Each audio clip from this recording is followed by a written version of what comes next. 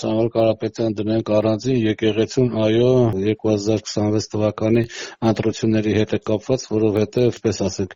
վարչապետը եւ իր թիմակիցները, քանի որ տոտալ վերահսկում են պետական հեռուստաընկերությունը, ինքը գյուղական, հատկապես խոշոր քաղաքներից հեռու գտնվող գյուղական համայնքներում իր համար ցանկալի կերպար է ձևավորել այդ հեռուստաընկերության միջոցով, ինչ այդ քաղաքացիներին տրտում է որոշակի գործողություն կատարել, մասնավորապես գնալ եւ քվեարկել ԿՊ-ի օգտին 21 թվականի ընտրությունների ժամանակ եւ այլ ընտրությունների ժամանակ դուք տեսնեք վարչապետի վարկանիշը բարձր է, համեմատաբար մյուս ուժի հետ բարձր է այդ քաղաքներից հեռու գտնվող գյուղերում, որոնց ինֆորմացիայի միակ աղբյուրը համայնքն է, բայց կարևոր եկեղեցին քահանաների միջոցով նույնպես ինֆորմացիա փոխանցելու աղբյուր է, որովհետեւ քահանան գնում է, շփվում է, ասենք Պատա, չգիտեմ, այնտեղ կան ունքեցան, ունտեր, ասենք, ինչ-որ հարսանիք է, ասենք, մահ է եւ այլն, ինքը բացի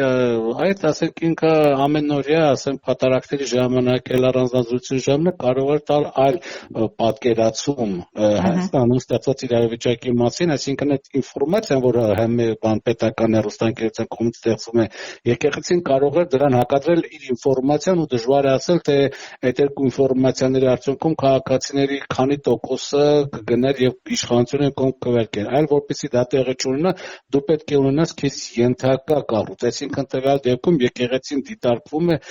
որպես այլընտրանքային ինֆորմացիա փոխանցող կառույց եւ այդ այլընտրանքային ինֆորմացիա փոխանցող կառույցը պետք է ասենք գտնվի քո հսկողության տակ, որպեսզի քո ընդհանուր պատկերը, որ դու ձևավորում ես, չխափանվի։ Այ իշխանությունը մոտապես այդ ծրագրով է առաջնորդում եկեղեցու դեմ, այսինքն նպատակը մյուս տարվա ընտրություններին Բայց քննադատությունը ավելի ուշ գնացավ։ Ինչպես Եկեղեցականների կողմից Փաշինյանի թիմի նրա քաղաքականության քննադատությունը ավելի ուշ գնացավ։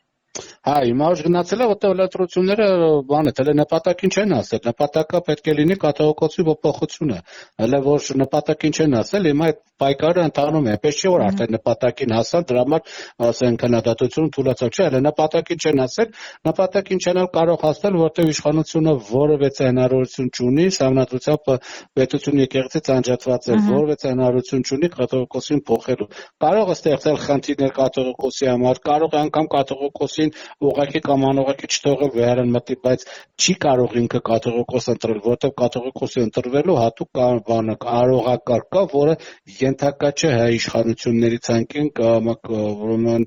կամքին կամ նրանց կողմից ստեղծված օրենքներին, նա առանձին համազգային կառույց է, որի ընտրական գործընթացը, ասենք, համազգային բնույթ է կրում, եւ ոչ թե բնույթ է կրում։ Դրա համար իր նպատակին հələ չի հասել, փորձում է այլ սկզբունքներով առաջնորդվել։ Մի հատը չհասավ, որովհետև Միքայել Սրբազյանը շատ ճիշտ արեց, որ գնաց հանձնվեց ուրեմն քննչական կոմիտեին վերանից դուրս եկավ, որտեղ դուրս չգալու դեպքում ասելու են, որ կաթողիկոսը ինքը աջակցում է ենթադրյալ հանցագործին եւ այլ ինչ հնարավորություն է տալու կաթողիկոսի դեմ ինչ որ շա որպես մեղսակից ինչ որ գործ անել։ Դրա համար շատ հանգիստ նա խորհրդակցությունից հետո գնաց եւ քննչական կոմիտե, չնայած կողմից որոշակի այսպես ուղղորդված քարոզություններ գնում, որ հանգարց չգնա, հանձնվի եւ այլն շատ դեպքեր ներս զգացմունքային, որոշ դեպքեր շատ կանխամտածված, որպեսզի թիրախը դարձա կաթողիկոսը, բայց հիմա քանի որ հանձնվեց, դու կաթողիկոսի դեմ էլ թիրախ չունես օգտագործելու, դրա համար էլ այսպես ընդմիջում է վերցել վարչապետը, իհարկե Facebook-ն էլ դրան մոքրեց 7 օրվա այդ իր ժամանակապակմամբ, հիմա ընդմիջում է վերցել իշխող քաղաքական ուժը, որ տեսնեն հիմա ինչ են անելու, որ այդ նպատակին հասնեն, որովհետև ամեն դեպքում իրաց խնդիրը իրաց նպատակին չհասավ։ Դա ներքաղաքական ընդհանուր գործընթաց է, որը եւ ընտրությունների հետ է կապված, եւ ընդհանրապես ընդհանուր ներքաղաքական գործընթաց, այսինքն տվյալ կառույցը եկեղեցին ինքը ենթարկվի իշխանություններին, որովհետեւ գիտեք, որ հարակրական եկեղեցին չի փակել, չէ՞ Արցախի թեմը։ Դա նույնպես խնդիր է, որովհետեւ առիթը դա ուրիշ բան է, ոնց առիթը դա Շվեյցարիայում տեղի ունեցած միջազգային համաժողովներ, էր, որին մասնակցեց ուրեմն հայ առաքելական եկեղեցու ղեկավարությունը։ Դա առիթն էր, որը նաև Ադրբեջանը հնարավորություն տվեց Հայաստանի իշխանություններին ցույց տալու, որ տեսեք եկեղեցին դեռևս այսպես ճակատավոր ռեվանշիստական ձգտումներ ունի, բայց առիթը մի բան է, պատճառը մի բան, առիթ օգտագործելով պատճառը տեսնում են, որ այդ կառույցը պահպանում է ազգային ուրեմն դիմագծեր, ազգային դիմադրողականություն եւ Արցախի թեմի պահպանելն է եւ ընտրություններին այս քաղաքական ուժին միգուցե հնարավոր հակակառուցություն անելն է եւ այլն։ Այդ դա վերահսկելու համար, որպես ազգային կառույց, գնում է գործողությունը։ Սա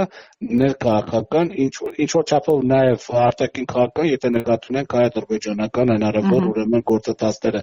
Իսկ հնարավոր զարգացումներ, որոնք կարող են լինել ձեր կանխատեսմամբ։ Չեմ կարող ասել ամեն քայլ, որտեղ իշխող քաղաքական ուժը որևէ քայլի առջև հետչի կանգնում իր ծրագրին հասնելու համար։ Հաշվի առնելով, որ դիմադրող ուժ որպես այդպեսին չկա, շատ կողքից փորձեցին մանիպուլացնել, չէ, մուտիլովկաներ տարածել Բիշմենտի հետ կապել եւ այլն, բայց այս պայդրությամբ մենք տեսնում ենք, որ իշխանությունը նաեւ չհաջողվեց երկրորդ կարևոր քայլը, չհաջողվեց Միքայել Սոփազանին դարձնել վարչապետի տեխնացու եւ բերել իմպիչմենտի գործընթացի մեջ։ Անմիջապես Միքայել Սոփազանը հասկացավ ինչ է կատարվում, հրաժարվեց այդ իմպիչմենտի գործընթացից։ Այսինքն իշխանությունները սպայդրությամբ ոչ դա հասան իմպիչմենտին, ոչ էլ հասան Կաթողիկոսի հրաժարականին։